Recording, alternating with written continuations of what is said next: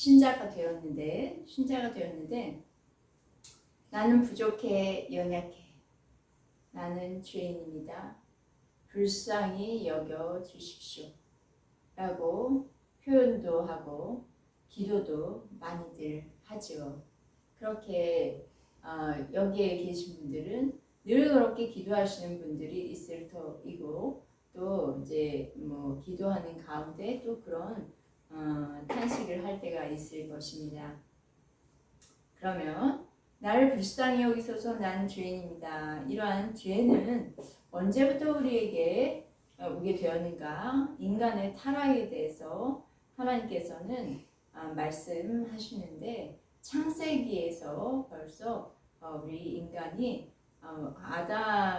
하나님께서 만드신 아담을 통해서 하나님은 온 세상에 그 어떤 통치권을 맡기시고 또 아담 한 사람을 통한 그 모든 인류가 그 하나님을 대신해서 이 세상을 다스리고 통치하도록 그렇게 하셨습니다. 그런데 아담은 어떻게 했나요? 선악과 아래서 하나님이 그 생명나무를 임의로 잘대로 먹으라. 그러나 선악을 알게 하는 나무는 열매는 절대 먹지 말라. 그런 말씀을 주셨어요. 그런데 아담은 어떻게 했습니까? 선악을 알게 하는 나무를 먹어도 나는 죽지 않는다 하면서 그것을 뱀의 꾀임을 받아서 그렇게 사단의 꾀임을 받아서 하나님의 말씀에 불순종하게 됐습니다.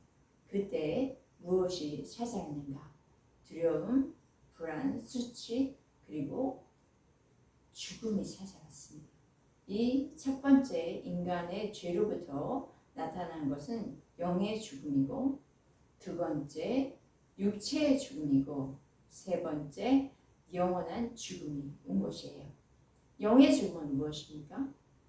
영의 죽음은 분리의 개념에서 영의 죽음은 하나님과 나와 관계가 끊어지고 분리된 것입니다.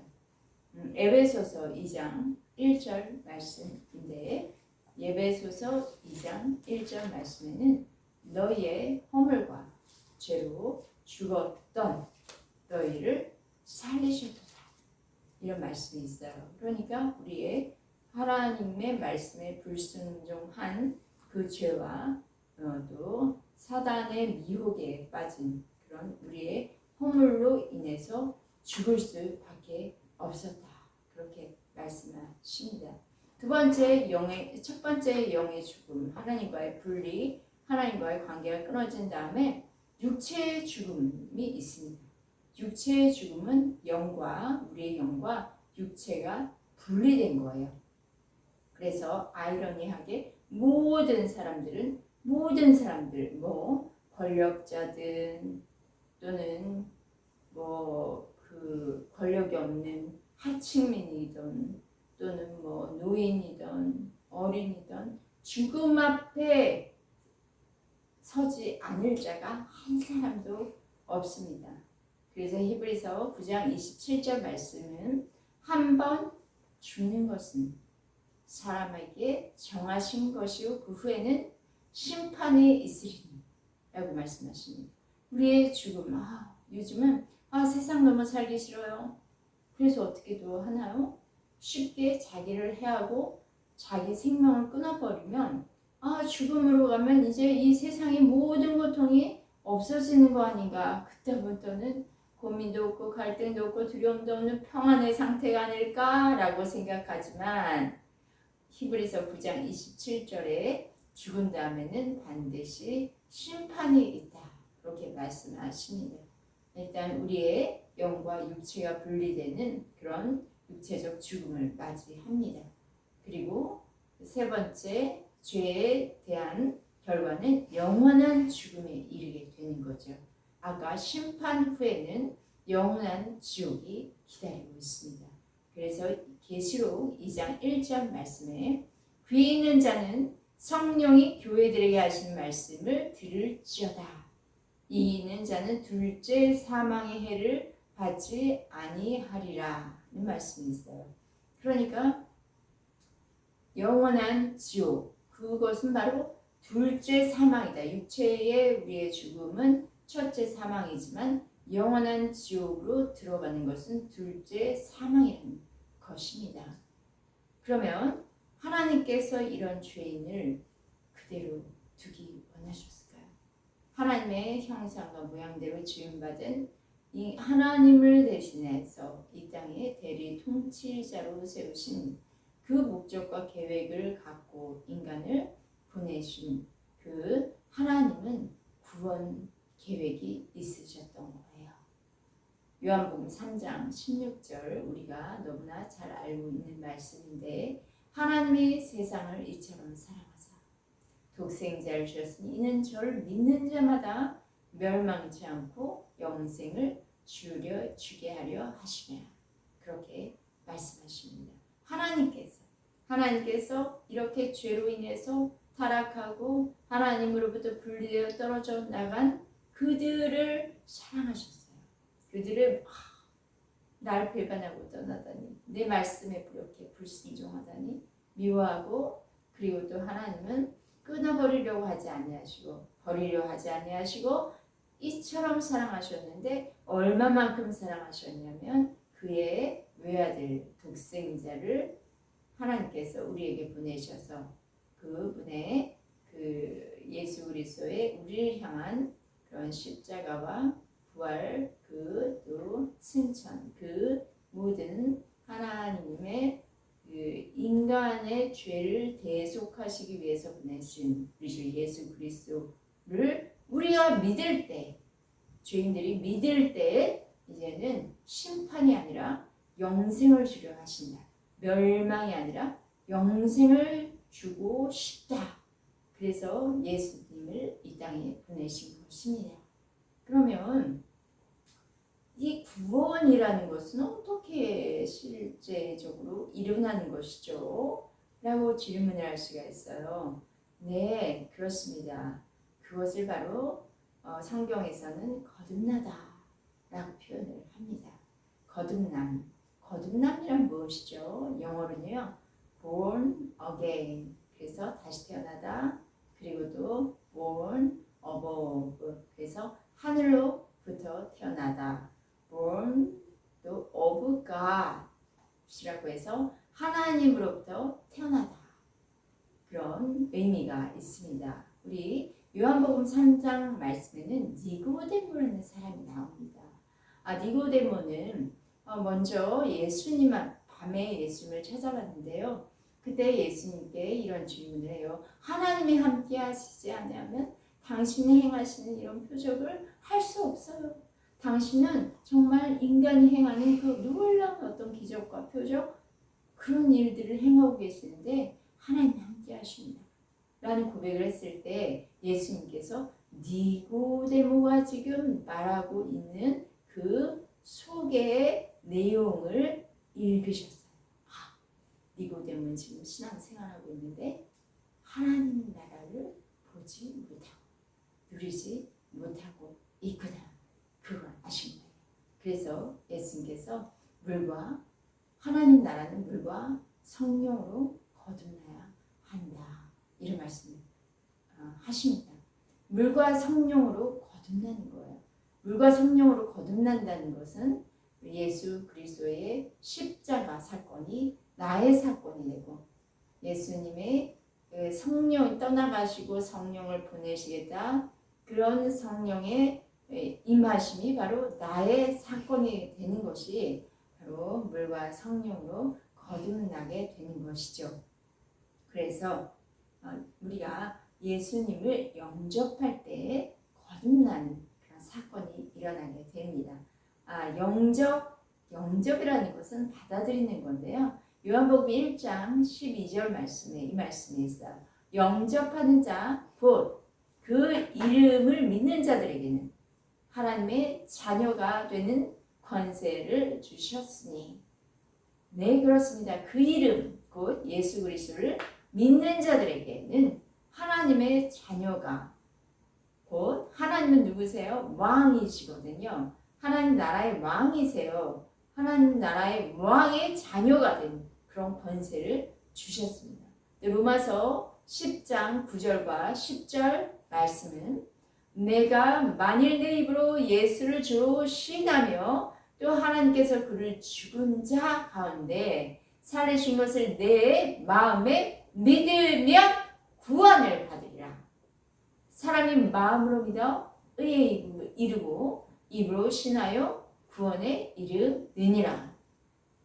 바로 우리가 예수님을 나의 주인이다, 주로 인정하고 신하고 인식하고 또 예수님께서는 내 죄를 대속하시기 위해서 십자가에 죽으셨을 뿐만 아니라 그를 죽은 자 사오신 모든 죽은 권세를 이기시고 부활하신 것을 믿습니다. 진짜 사실인 것을 믿습니다. 그 사건이 바로 나를 위한 사건입니다 라고 믿는다면 구원을 받는, 거듭나는, 성령이 내 마음에 오신다 라는 거예요. 그것을 마음으로 믿을 뿐만 아니라 우리의 입술로 고백할 때 구원이 찾아오는 거예요. 그래서 우리가 이런 기도를 해야 합니다.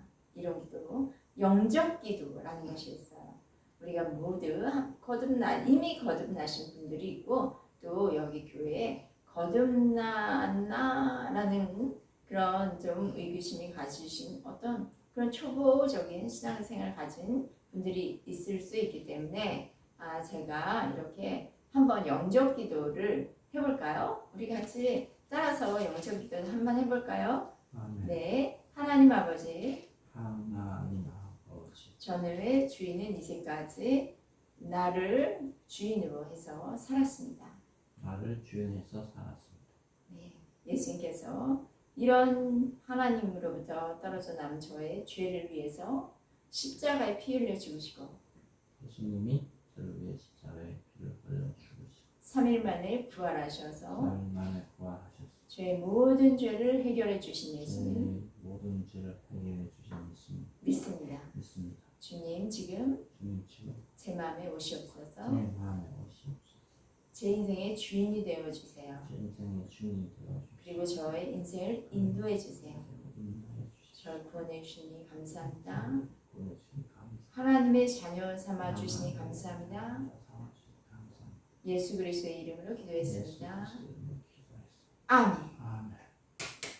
자, 여기 계신 여러분들은 이 예수님을 내 마음에 받아들이셨고 이때 예수님께서 보혜사 성령님을 우리의 마음에 부어주심으로 말미암아 이제 하나님이 우리의 인생의 주인 되셔서 우리들을 이 속에서 인도하실 것입니다. 킹덤 왕의 자녀가 된 것을 축복합니다. 그러면요, 이미 이제 이런 고백이 있어서 구원받는 은혜가 있는 분들이 있을 터이고 지금 그런 구원의 은혜를 누리는 분들이 있는데요. 이런 것들은 우리가 뭐 어떤 느낌으로 또 우리가 이렇게 구원을 받았다고 해서 갑자기 내 삶이 변화되니까 어제까지는 수학 성적이 바닥이었는데요. 오늘 구원받았고 나니까 갑자기 수학 성적이 100을 받게 됐네요. 이런 일이 일어날 수 있어요. 거듭났잖아요. 우리는 하나님으로부터 났기 때문에. 네. 자, 그러면요. 나는 지금부터 나 자신을 어떤 방법으로 보아야 하는가. 그리고 이미 거듭나신 분들, 신자가 되신 분들, 뭐 연륜이 또 오랫동안 있으셨던 5년 이상 신자이시고 뭐 10년도 신자로 계셨던 분들에게 질문을 던지고 싶어요. 나는 나 자신을 어떤 방법으로 보고 계십니까? 하나님의 거울이라는 게 있어요. 자, 거울을 우리가 나 자신을 보는 방법은 거울로 볼 수밖에 없어요. 그렇죠. 나 자신의 머리부터 발끝까지의 전신을 내 눈으로 직접 볼 수 있어요? 있나요? 없습니다. 없어요. 머리부터 발끝까지 하물며 내 안에 장기기도 내 눈으로 직접 보기가 어렵습니다. 그 거울로 통해서 볼 수 있는 방법이 있죠. 그런데 거울은요, 세상 거울도 있고 하나님의 거울도 있고 내가 만들어 놓은 거울도 있어요. 그 거울이 어떤 거울인가에 따라서 내가 다르게 보인다는 거죠. 데살로니가 전서 5장 23절에 이런 말씀이 있습니다.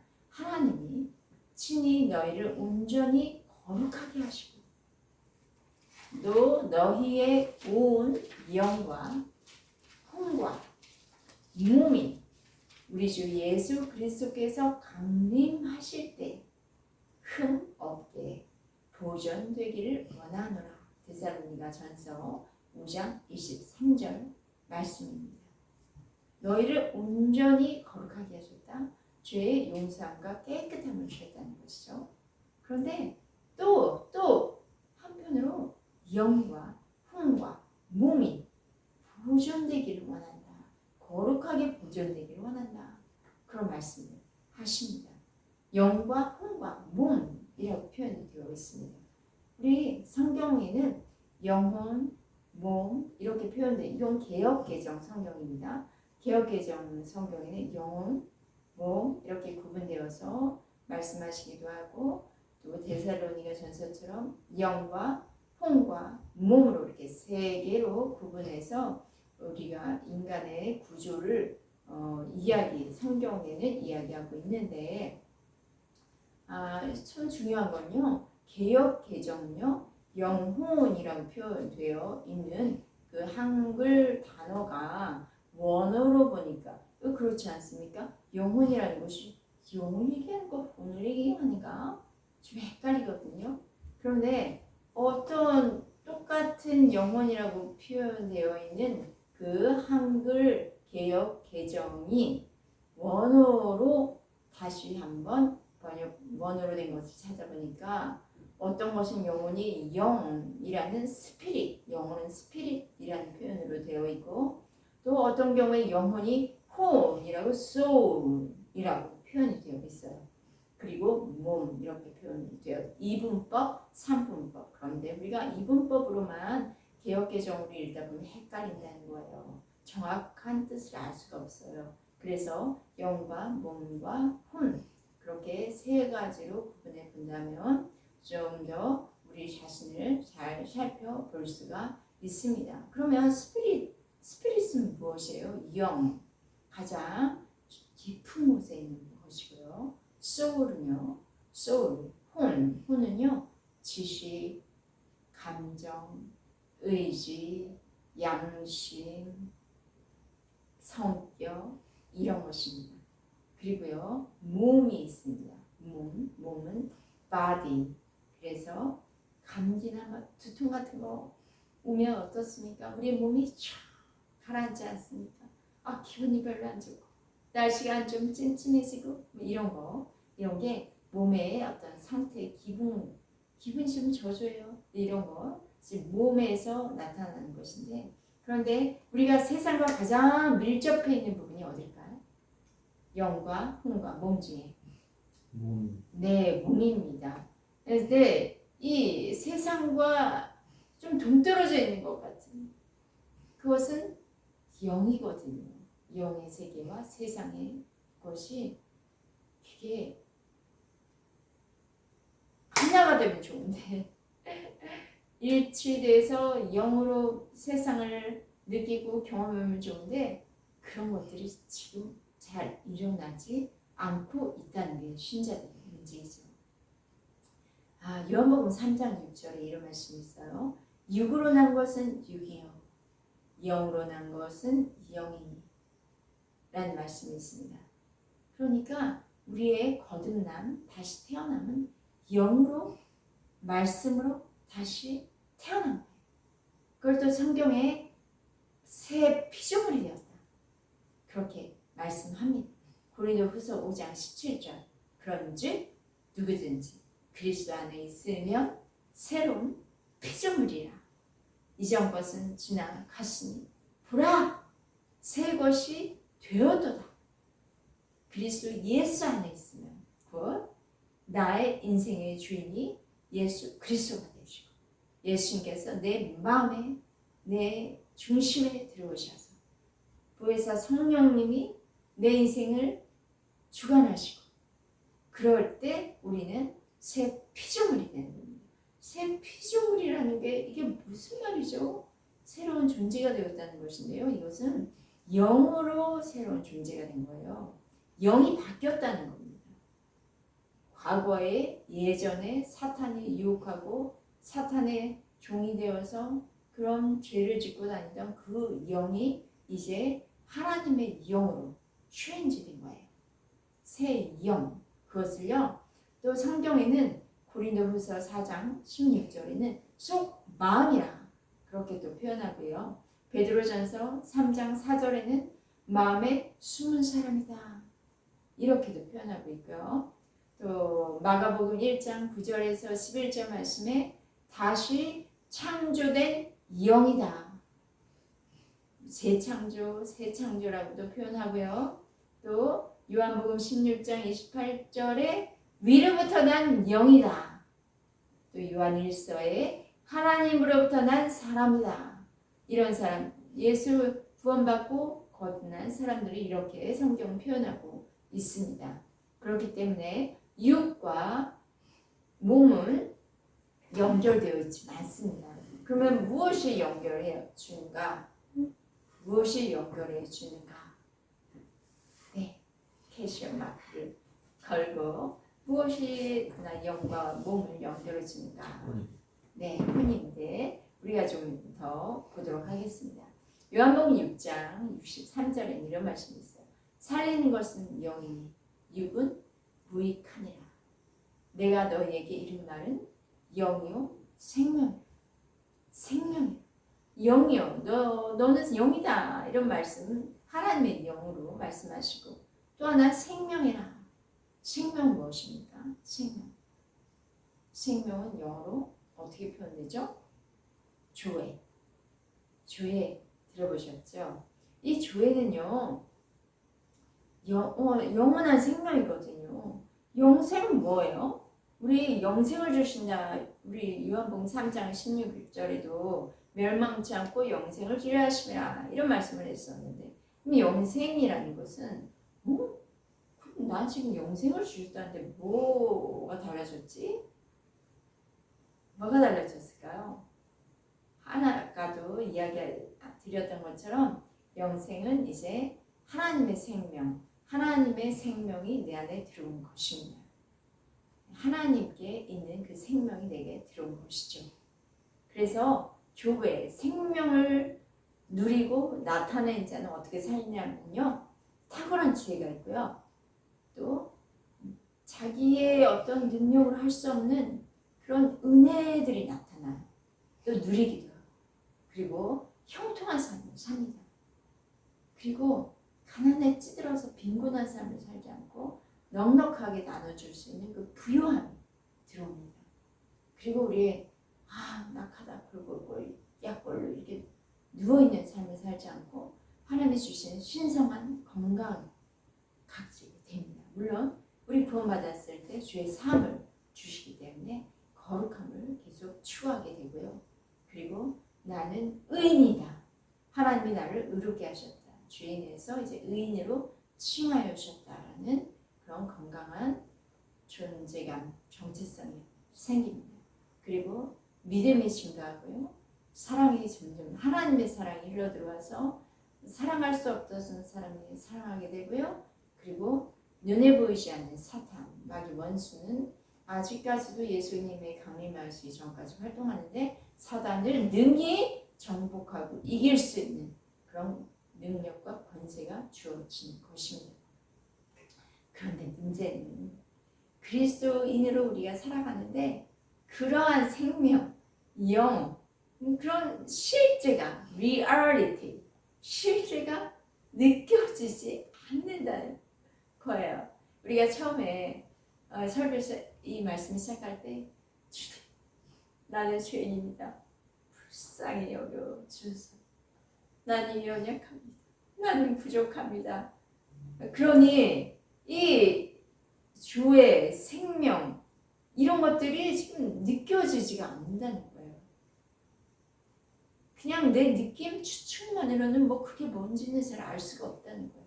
그래서 아까도 이야기한 것처럼 하나님의 거울로 세상의 거울이나 내가 만든 거울이 아니라 하나님의 거울로 자신을 비추어 봐야 그 사실을 리얼리티, 영의 실제를 느낄 수 있다는 거예요. 그래서 영혼, 몸이 알아야 그 아는 것이 중요하다.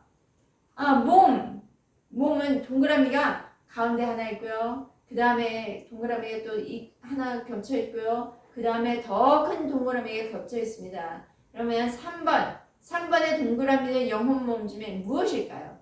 가장 큰 원. 바깥 부분, 세상에 밀접해 있는 부분. 영혼 몸 중에 몸입니다. 시각, 청각, 후각, 미각, 촉각 이런 느낌들, 신체적 느낌들을 몸으로 금방 예민하게 받아들이죠. 그래서 코로나가 터졌다. 그럼 몸으로 먼저 그것을 반응하게 되죠. 그러면 혼은 어디일까요?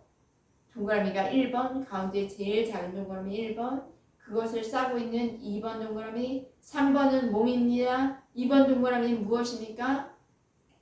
네, 혼입니다. 이 혼은 동그라미가 가장 중요한 동그라미예요. 왜? 지금 우리들의 신자의 삶에 있어서 가장 중요한 동그라미는 혼의 동그라미. 왜냐하면 이 혼이 영을 다 덮고 있기 때문에. 이 혼이라는 것은 아까 말씀드린 대로 지적인 거, 그리고 감정적인 거, 의지, 양심, 성격 이것이 지금 영을 덮고 있어요. 영, 제일 안쪽 중심부에 있는 그 영은요. 보이지도 않죠. 느껴지지도 않는 그런 가장 속에 있는 건데 그 영은 거듭났거든요. 하나님의 생명이거든요. 근데 그걸 덮고 있는 게 혼이기 때문에 혼이 확 자기 생각으로, 자기 감정, 자기 의지로 견고하게 영을 덮고 있으면 영이 활성화돼서 움직일 수 있을까요? 네? 아닙니다. 영은 분명히 거듭나고 조의 생명에 가진 영인데 움직이지가 않아요.